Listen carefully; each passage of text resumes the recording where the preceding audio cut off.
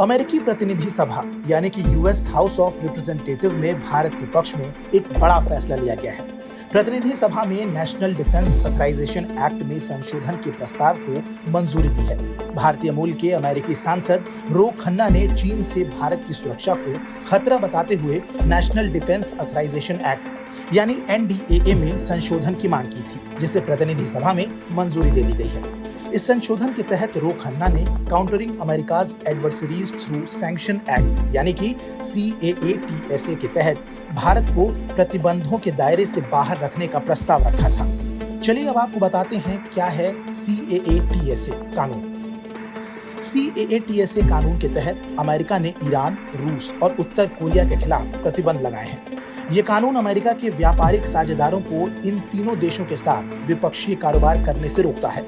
इसे 27 जुलाई 2017 को पारित किया गया था।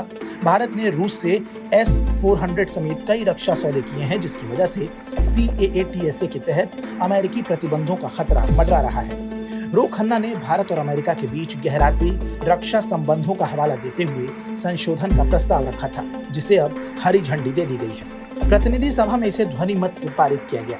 आपको बता दें, रो खन्ना भारतीय मूल के अमेरिकी राजनीतिज्ञ और वकील हैं।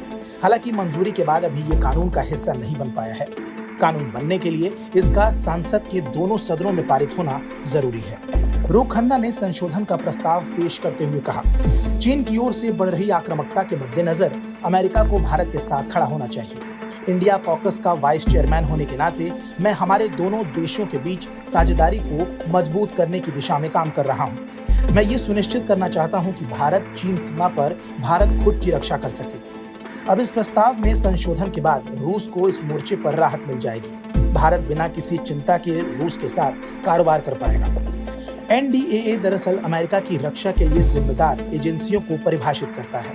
इसके तहत देश की रक्षा करने वाली एजेंसियां विशेष रूप से रक्षा विभाग की फंडिंग निर्धारित होती है। इस फंडिंग का इस्तेमाल कैसे और कहां किया जाए, इसके लिए भी विस्तृत नीतियों का खाका तैयार किया जाता है। जून में हाउस आर्म्ड सर्विसेज कमेटी ने दोनों दलों के समर्थन के साथ इस एक्ट को मंजूरी दी थी। अगर NDAA 2023 में पारित हो जाता है तो इससे अमेरिका की रक्षा के लिए $800 अरब से अधिक की धनराशि उपलब्ध होगी। बहरहाल इस वीडियो पर आपकी क्या प्रतिक्रिया है, हमें कमेंट सेक्शन में जरूर बताएं। साथ ही देश और दुनिया की तमाम बड़ी खबरों के अपडेट्स के लिए सब्सक्राइब कीजिए हमारे YouTube चैनल आज तक।